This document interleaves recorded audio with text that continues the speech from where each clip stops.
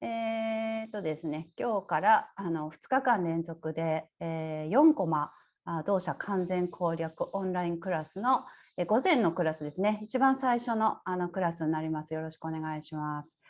アーユルヴェーダ哲学と鳥同社概念ということで、この今日の午前中はですね、まずこれです。基本中の基本なので、なんか新しく学ぶというよりも、今まで皆さんがきっと学ばれてきたであろうことを、ちょっとですね、確認、石橋を叩きつつ、確認をしつつですね、ちょっとその補足的な情報なんかも共有させていただけると思うので、皆さんの知識のアップデートに役立てたらいいんじゃないかと思います。哲学と、プラクリティという言葉について、それとかその概念ですね、そこについてを固めて、五大元素のことを少し掘り下げ、そして同社という感じで進んでいきます。でまず、目次を見ていただくときっとはいはいよく分かってますという感じで皆さんきっとうんふんという感じだと思うんですけれども、改めてですね、このトピック学習しようと思っていただいた何かきっかけがもしあったらですね、ちょっとここで皆さんご自身で何がきっかけでこれをもう一回学び直そうかなと思ったのか自分に問い直してみていただきたいと思います。それがですね、この時間をより有意義に、学習の皆さんのですね、知識の向上のための学習にお役に立てることになると思いますので、今皆さんがなぜこの講座を取りたかったのかっていうことをですね、今一度ちょっと確認していただきたいと思います。哲学というとこからいきたいと思います。アーユルヴェーダの哲学って、何ですかってどういうもんですかって言われると、実はこれもですね、説明が正直難しいところがございます。なぜなら、文献によって少しずつ哲学がずれます。これがですね、皆さん結構、私も最初苦しんだところ、理解に苦しんだ部分ではあるんですが、私たち日本人からしてみると、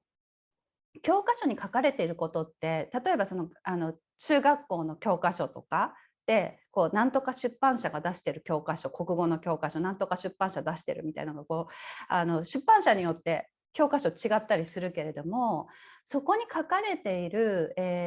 因果関係だったりとか正解っていうのが基本的に共通なんですよね。ただその正解は共通だけれども、どうやってそれを説明するかとか、そこに図が入ってるかどうかとか、なんか進み方がどうかみたいなね、そこで出版社によって特徴が出るみたいなのがあると思います。ところがアーユルヴェーダの文献というのはこういうものではございません、残念ながら。なのでそれぞれの、派閥学派なのかその作者なのか、これもちょっとはっきりしないですけど、作者か学派が、こうだよねって決めたことが別の文献ではいやいやそうじゃないでしょこうでしょっていうふうに言っちゃってるっていう世界なので、まずこの違いを、皆さんの中で認識していただくのがいいかなと思います。ゆえにですね、アーユルヴェーダ哲学といった時に、言ってみればアーユルヴェーダ文献の数だけアーユルヴェーダ哲学があると思っていただいて結構です。例えば、今日特に主にシュロカで出していく、今日というかこの完全攻略のクラスではアシュタンガフリダヤというものを採用していくことが多いです。ただ途中の解説にはチャラカサンヒタやスシュルタサンヒタも入ってくるんですけれども、なぜアシュタンガフリダヤをベースにするかと言いますと、3つの動作について、それぞれ5つずつにきっちり分類しているのは実はアシュタンガフリダヤだけです。これもきっと皆さんもしかしたら初耳っていう方もいるかもしれないんですけど、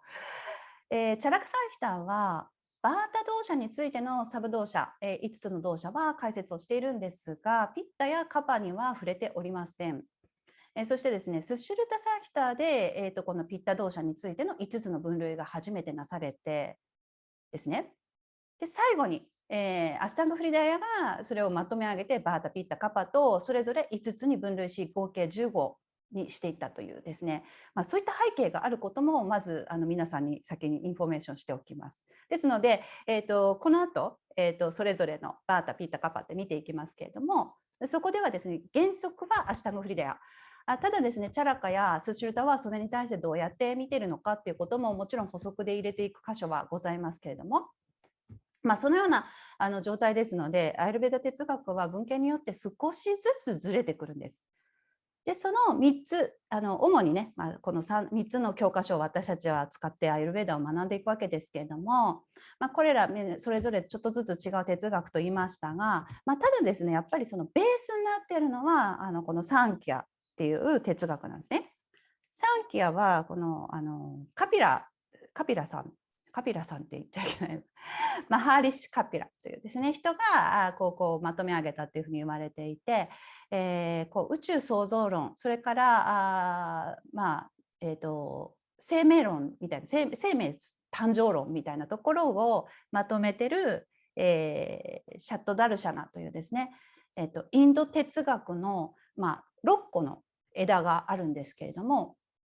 そのうちの一つがこのサンキャっていうものになります。ここに書いてありますね。宇宙創造の原理を定義した哲学で、こうやって私たちは肉体を持っているんだとか、こうやって宇宙は生まれたんだっていうようなそういった体系を作った哲学になります。ここにマハリシ・カピラが言ってますけど、形なきものから形は現れたんだと。今私たちが手にしているとか、私たちが持っている肉体も、元をたどればもともとは形がないところからこう現れてきたわけで、あらゆるものは形なきものから現れているんだと。そんな風なね、哲学でございます。プラクリティってあったと思うんですけど、それとアイルベーダでよく使うプラクリティっていうのは同じなんですかっていうご質問が結構あります。で、これは答えとしてはイエスでもありノーでもあるっていう2つの答えがあるんだけど、どういうことかっていうと、いわゆるその25タトバ、24タトバの中のプルシャプラクリティっていうふうに言ってるプラクリティは宇宙創造物のプロトタイプっていうふうに考えてて、そうするとそこにあるプラクリティが何をしてくるかって言ったら、人間というひな形かこう手足があって胴体あってこう日本で立ちますよとか、そういう人間っていういわゆるこう大まかなひな形を作る上で、このプルシャプラクリティは役に立っています。ただプルシャプラクリティは人間だけじゃなくって植物のひな形も作るし、他の動物のひな形も作るし、生命体以外のひな形も作っていくっていうことで、プルシャプラクリティはこうなんか宇宙のデザインを全部していく、そういったですね基本構造を担っているってことになります。でアイルベーダの方はそっちのプラクリティというよりも個々、さっきこう最終的に出てくるパンチャマハブータからこうインドリア出てきてとかあったと思うんですけど、それ以降で発生してくる人間の形、要はプルシャプラクリティによって作られたひな形の中で、そのひな形の中の個々のプラクリティっていうことです。個々の基本構造。なので宇宙のプラクリティとイコールではないんだけれども、もちろんつながりはあるし、でその遺伝子のレベルをもっとこうなんか遡っていけば最終的にはプルシャプラクリティには行くんだろうけれどもただ、個人のプラクリティっていうのはなんかそのプルシャプラクリティとは違います。そういう意味では。で個々のプラクリティは、体質とか基本的なその人の体のバランスとか精神的な状態とか、そういったものを表すのが個々のプラクリティで、アイルベーダがプラクリティっていうふうに言った時はこっちの個々のプラクリティのことを言っていきます。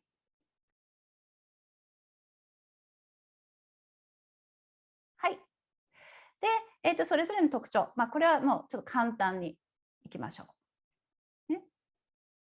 まずアーカシャっていうのは、アプラティガタタ、アプラティガタタ、自由なとか、なんか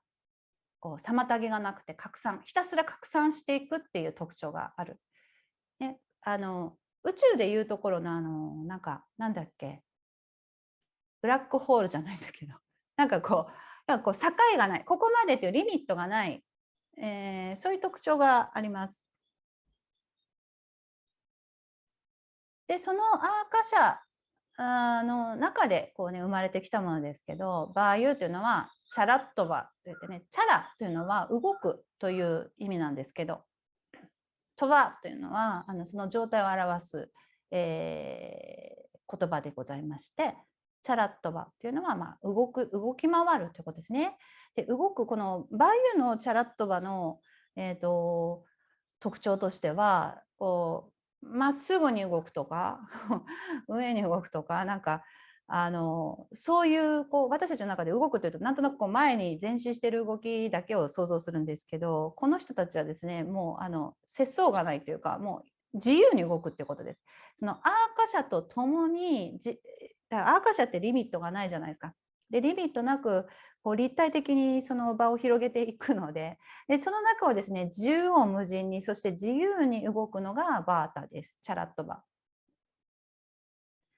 でアグニというのは熱を持っているもので、ウシュナットバですね。ウシュナっていうのは熱いっていう意味ですけど、熱い性質を持っていて、そしてですね、その火をつける源になる、火をつける、その元のエネルギーみたいなものがアグニです。アープというのはドラバットはですね。ドラバーというのは液状性とかとろっとなんかね、ぺちゃっとしたもののことをドラバットはっていうね、流動性で、そしてその流動を生む、元のエネルギーのことですね。これをアープ。でプリティビーはカラッとバ。カラはザラッとしたガリガリっとしたですね、粗いもののことを言うんですけど、カラって。そういったですね、カラッとバ、粗い性質、そして物質化の源になるエネルギーというふうに考えています。で、この、パンチャマータハブータの特徴ってすごいシンプルですよね。めっちゃシンプルで、ぜひ覚えていただきたいんですけど、これ頭にまず入れといていただけるとですね、どういう時に役に立つかと言いますと、これ、体のコンディションとか兆候とかで、いろんなことがあるじゃないですか。例えばなんか胃酸が上がってますとかなんかどっか炎症起きてますとか、あとはなんかどっかが痛いです、しびれてますとか、いろいろあると思うんですけど、その、